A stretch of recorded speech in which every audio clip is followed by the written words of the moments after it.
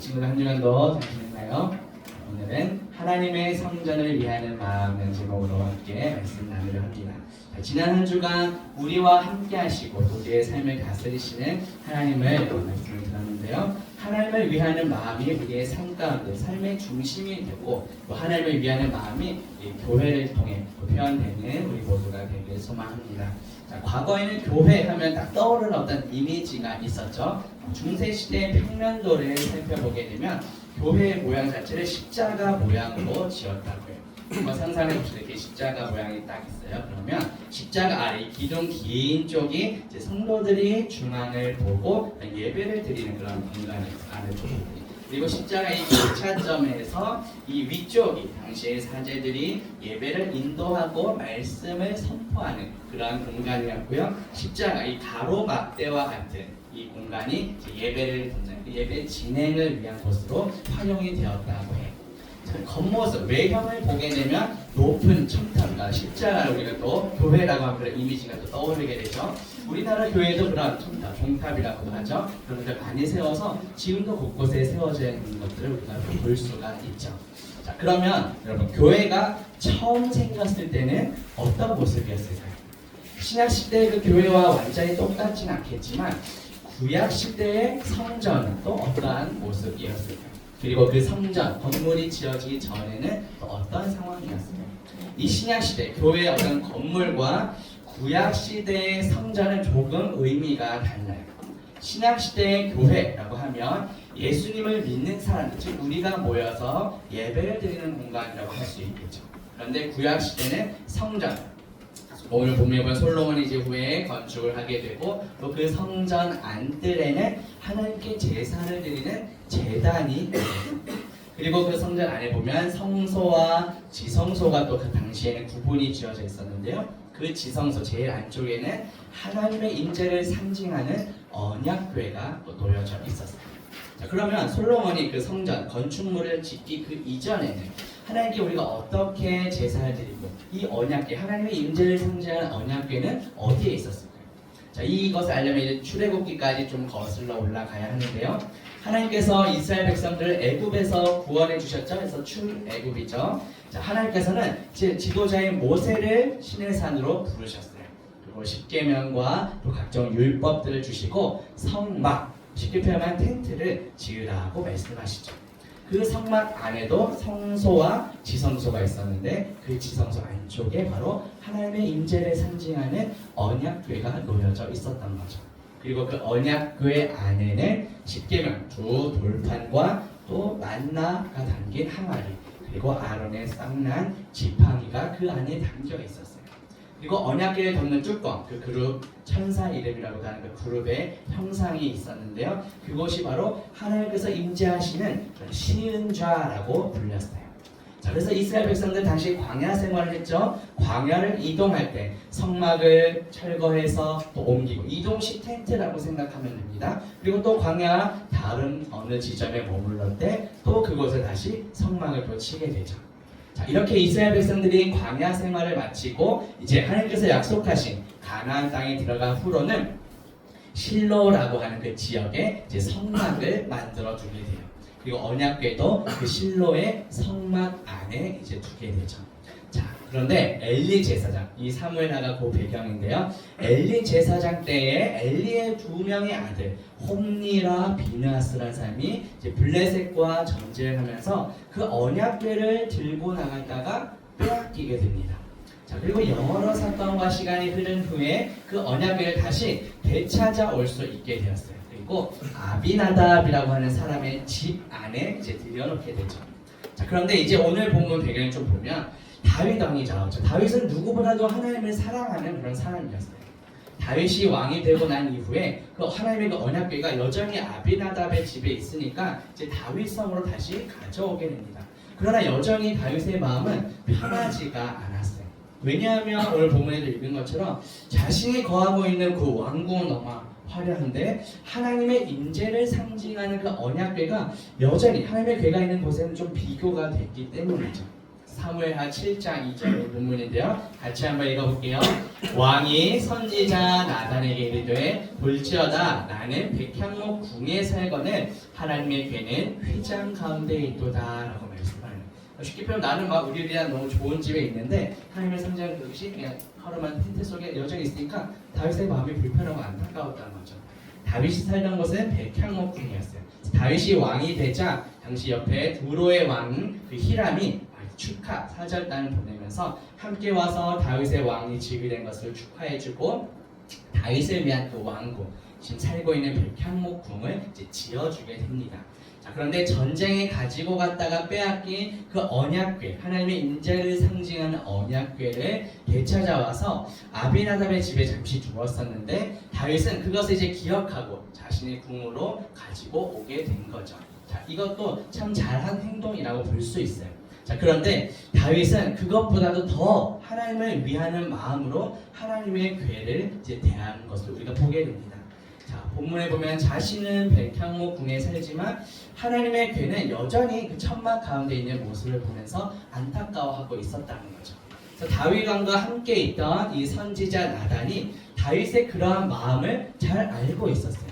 그래서 다윗에게 이렇게 말합니다. 사무엘하 7장 3절에 보면 여호와께서 왕과 함께 계시니 마음에 있는 모든 것을 행하소서 이렇게 말했어요. 이 선지자 나단의 말은 참으로 큰 칭찬이라고 할 수 있어요.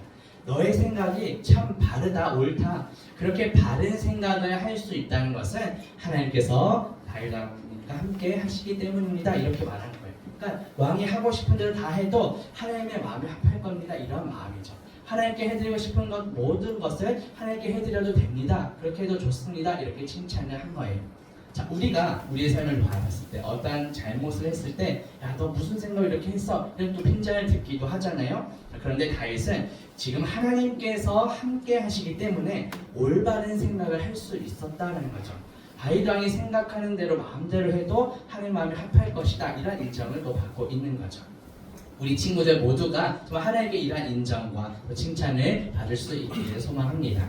너의 생각이 다 옳고 바르니까 너가 원하는 대로 행동해도 좋아. 그렇게 해도 다 하나님 마음에 합할 거야. 이런 인정을 받는, 이런 칭찬을 받는 저와 친구들 되길 바라겠습니다. 자, 하나님께서는 선지자 나단을 통해서 다윗 왕을 칭찬을 해주셨고 또 칭찬만 해주셨을 뿐만 아니라 한 가지 더 약속을 해주시는데요. 사무엘하 7장 8절 말씀 같이 읽어볼게요.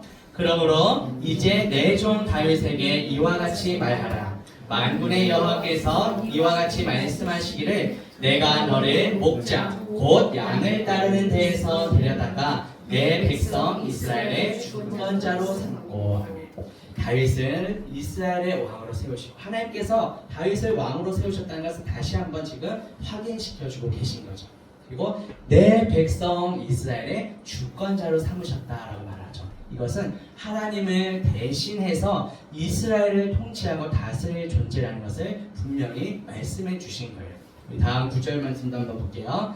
내가 가는 모든 곳에서 내가 너와 함께 있어 내 모든 원수를 내 앞에서 멸하였은즉 땅에서 위대한 자들의 이름같이 내 이름을 위대하게 만들어 주리라. 하나님께서는 다윗이 어디로 가든지 함께 하시겠다고 약속하셨어요. 이것이 바로 임마누엘의 약속이죠. 이것이 예수님을 통해 성취가 됐죠. 하나님이 언제나 우리와 함께 하신 그 이 땅에 오신 예수 그리스도 그분을 우리가 성탄 준비하면서 우리가 함께 축하하고 연습도 하는 것이죠. 자, 그리고 또 중요한 약속인데 다윗의 이름을 또 위대하게 만들어 주시겠다 약속하셨죠.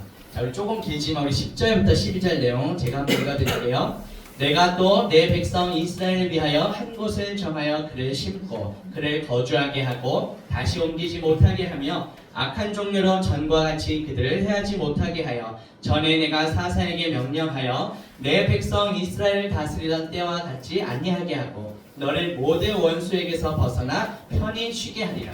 여호와가 또 내게 이르노니 여호와가 너를 위하여 집을 짓고 내 수완이 차서 내 조상들과 함께 누울 때에 내가 내 몸에서 날 내 씨를 내 뒤에 세워 그의 나라를 견고하게 하리라. 이렇게 쭉 약속을 하셨죠. 하나님께서 이스라엘 나라를 세우시고 다윗에게 집을 지어주시고 다윗의 왕위가 견고하도록 그렇게 세워주시겠다는 약속을 하셨어요. 자, 하나님께서 다윗에게 집을 지어주시겠다고 하신 이 약속은 다윗이 살 집을 의미한다는 것이 아니라 다윗을 통해 이루게 될 그런 가문을 의미합니다. 하나님께서 다윗의 그 왕위가 흔들리지 않게 해달라고 세워주시겠다고 약속해 주셨는데요.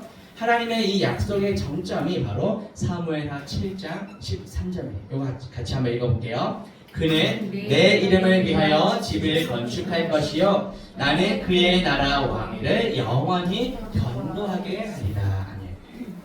자, 다윗이 하나님께 드리고 싶었던 것은 하나님의 궤를 놓고 하나님이 거하실 성전이었죠. 그런데 하나님께서 그 다윗의 마음에 답해서 해주신 것이 다윗의 왕위가 영원할 수 있도록 견고하게 세워지도록 이렇게 약속을 해주셨다는 거죠.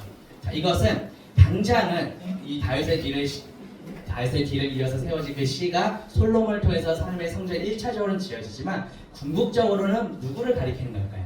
다윗의 후손으로 오신 예수 그리스도를 가리키는 거죠. 하나님의 나라를 이 땅에 오심으로 하나님의 나라가 세워졌고요. 주님께서 다시 오실 때 하나님의 나라가 영원히 완성이 되는 것이죠. 그래서 하나님께서는 다윗뿐만 아니라 오늘날 우리에게도 이런 큰 복과 약속을 베풀어 주셨다는 거죠. 우리가 예수님을 나의 구원자로 나의 주인으로 모시고 받아들입니다. 이것을 인정하고 믿습니다. 이 고백 위에 하나님께서 영원한 하늘을 세워주신다는 것을 하나님 나라 그 천국이 우리에게 이미 주어졌고 약속되었다는 거죠. 그래서 우리는 하나님께서 베풀어 주신 이 은혜와 복을 기억하며 감사하며 이제 신앙생활을 해나가야 하는 것이죠.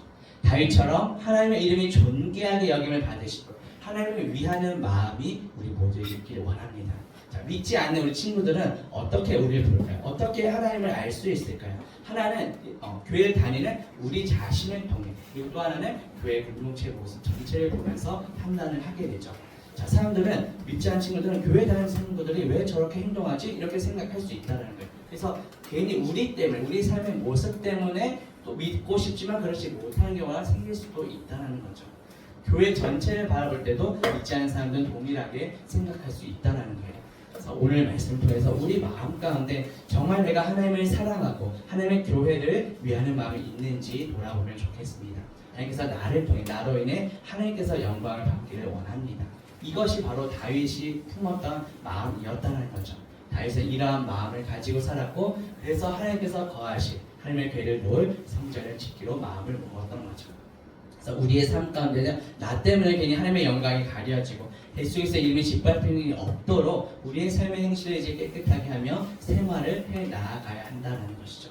그리고 우리 교회 역시 하나님의 이름, 예수의 이름을 드러내고 그렇게 선한 일을 하는 오늘 난예배 드신 선생님도 들으셨겠지만 이제 매년 12월 한 달은 드러내 부재한금을 우리를 위해 쓰는 것이 아니라 믿지 않는 영혼들도 어려운 이웃들을 통해 우리가 베풀어 주는 것처럼 우리가 할 수 있는 우리 친구들이 할 수 있는 작은 일부터 우리가 시작할 때 우리의 삶의 모습을 통해 하나님께서 영광 받으실 줄 믿습니다. 이러한 모습을 통해 하나님께서 기뻐하실 거예요. 자, 교회는 결론인데요. 교회 하면 어떤 건축물이 아니라 예수 그리스도의 몸이라고 성경의 말씀이에요. 그리고 예수 그리스도는 교회의 머리가 되시죠.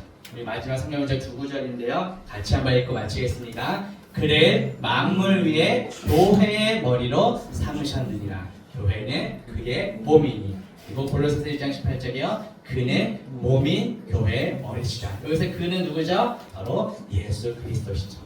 예수 그리스도의 그런 몸된 교회 공동체로서 우리의 머리 대신 교회의 머리 대신에 예수 그리스도를 닮아가는 저와 우리 모든 친구들 되기를 주님의 이름으로 축복합니다.